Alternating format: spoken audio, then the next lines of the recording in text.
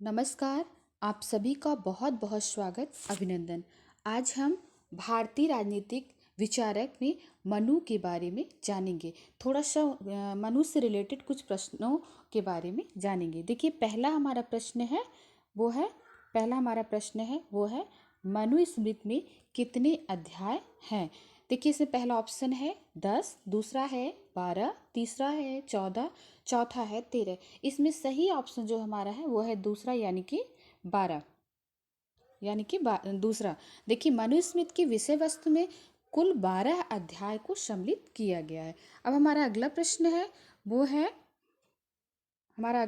वो है मनुस्मृति में कौन से अध्याय में मोक्ष प्राप्ति के साधन का वर्णन किया गया है। देखिए, पहला ऑप्शन है 8वीं अध्याय, दूसरी है 9वीं अध्याय, तीसरा है 12वीं अध्याय और चौथा है 7वीं अध्याय। इसमें सही आंसर जो हमारा है वो है तीसरा, यानी कि 12वीं अध्याय। देखिए, इसमें थोड़ा सा डिटेल जान ले कि पहले तो जान ले 7वीं अध्याय में क्या है। देखिए, 7वीं में राज्य व्यवस्था, प्रशासन के नियम, राज्य की उत्पत्ति, दंड की उत्पत्ति, कर तथा सेवा संबंधी नियमों का उल्लेख किया गया है। वहीं पे 8वां अध्याय, उसमें कहा गया है कि दंड के नियम, दंड से पूर्व छानबीन, अपराधों के लिए दिए जाने वाले दंडों का विवरण। और 9वें अध्याय में कहा गया है, 9वें, 10वें और 11वें में कहा गया है कि वैश्य शूद्रों में धर्म का अनुष्ठान, प्रकार, वर्ण संस्कारों की उत्पत्ति आदि का वर्णन है। और मनुस्मृति के 12वें अध्याय में मोक्ष प्राप्ति के साधन, विभिन्न कार्यों के गुण, दोष आदि का वर्णन किया गया है। अब हम अपने अगले प्रश्न के बारे में जानेंगे। हमारा अगला प्रश्न हमारा है, मनु ने दंड के कितने प्रकार बताए हैं। मनु ने दंड के कितने प्रकार बताए हैं। देखिए, पहला ऑप्शन हमारा है वो है 3, दूसरा ऑप्शन हमारा है वो है 5, तीसरा है 6, चौथा है 4। इसमें जो सही ऑप्शन हमारा है वो है चौथा, यानी कि 4। थोड़ा सा इसके बारे में जान लें। देखिए, मनु ने दंड के 4 प्रकार बताए हैं जो निम्नलिखित हैं। उसमें पहला है घिक दंड, दूसरा है वाग दंड, तीसरा है घन दंड, चौथा है वध दंड। अब हम अगले प्रश्न के बारे में जानेंगे। हमारा अगला प्रश्न है वो है मनु ने मानुष प्रमाण को कितने भागों में बांटा है।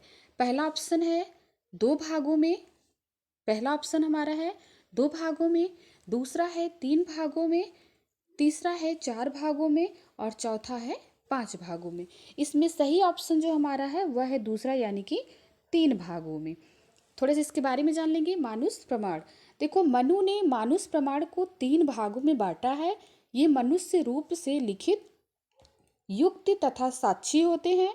मनु आगे स्पष्ट करते हैं कि लिखित प्रमाणों का सर्वाधिक महत्व होता है। इसमें भी यह देखा जाना चाहिए कि बलपूर्वक तो कोई लिखित प्रमाण तैयार नहीं करवाया जा सकता। अब हमारा अगला प्रश्न जो हमारा है वह है मनु के अनुसार प्रत्येक आश्रम की अवधि कितनी है। पहला ऑप्शन हमारा है 20 वर्ष, दूसरा है 25 वर्ष, तीसरा है 30 वर्ष, चौथा है 35 वर्ष। इसमें सही ऑप्शन जो हमारा है वह है दूसरा, यानी कि 25 वर्ष। देखिए, प्रत्येक आश्रम की अवधि 25 वर्ष मानी जाती है। मनुष्य के जीवन के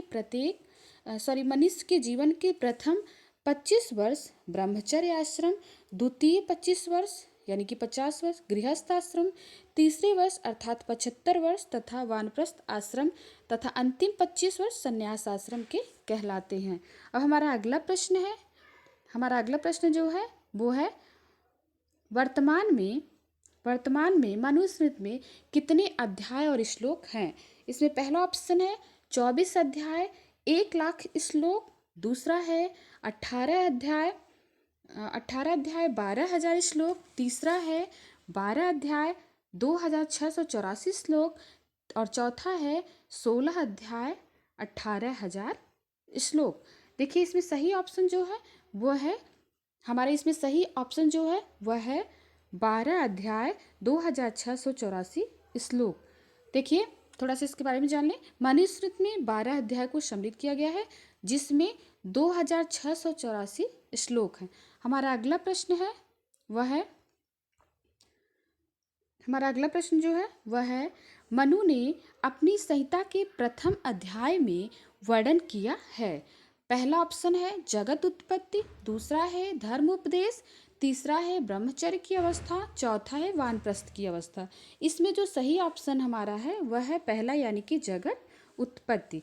देखिए प्रथम अध्याय में जगत की उत्पत्ति, भूलोक, अंतरिक्षयान, नदी, समुद्र, उत्पत्ति, 4 वर्णकुल से 111 से 119 श्लोक तथा संक्षिप्त स्मृति सूची पाई जाती है। आज के दिन बस इतना ही। धन्यवाद।